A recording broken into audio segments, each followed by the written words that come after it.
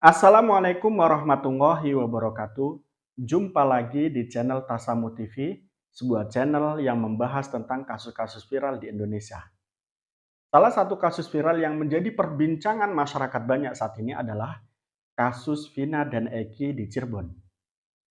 Kasus ini, sebagaimana kita tahu, telah terjadi di tahun 2016 dan pada saat itu ditetapkan 8 tersangka dan ditetapkan 3 DPO. Kasus itu kemudian tidak dilanjutkan untuk mencari 3 DPO setelah menetapkan 8 tersangka.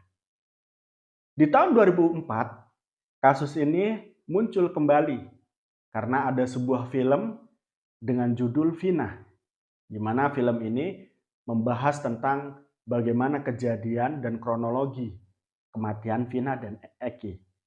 Kemudian, setelah viralnya film ini dan tuntutan masyarakat untuk mengungkap kasus ini lebih lanjut, yang tadinya pemberhentian pencarian 3 DPO kasus ini dihentikan tahun 2016, kemudian dilanjutkan di tahun 2024 dengan dalih bahwa ada 3 DPO yang masih belum tertangkap. Anehnya, setelah polisi menangkap 1 dari 3 DPO, yang kita tahu DPO tersebut adalah Peggy atau Peron yang ditangkap beberapa hari yang lalu. Saat ini setelah pers kompres daripada kasus ini, polisi menghapus 2 dari 3 DPO yang ada. Artinya DPO yang saat ini ditetapkan hanya Peggy atau Peron. Yang menjadi pertanyaan adalah betapa buruknya penanganan kasus ini. Di tahun 2016, terpidana menyatakan ada 3 orang yang terlibat yang kemudian dijadikan DPO oleh polisi. Itu tidak diangkat dan tidak diteruskan penyidikannya, melainkan dihentikan. Dan kemudian sekarang diungkit kembali kasus ini dan dicari 3 DPO ini. Tapi setelah mendapatkan 1 DPO yang Peggy atau Peron tersebut, polisi justru menghapuskan 2 DPO lagi. Ini menjadi hal yang tidak masuk akal di benak masyarakat luas terkait penanganan kasus ini. Betapa amburadulnya kasus ini.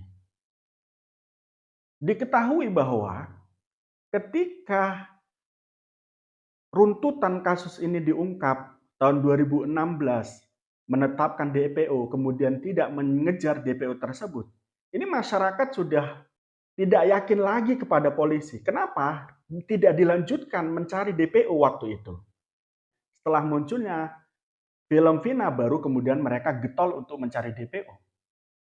Tetapi kemudian setelah menangkap 1 dari 3 DPO yang diungkap di dalam BAP dan juga keterangan terpidana yang lalu, nyatanya saat ini kemudian dihentikan.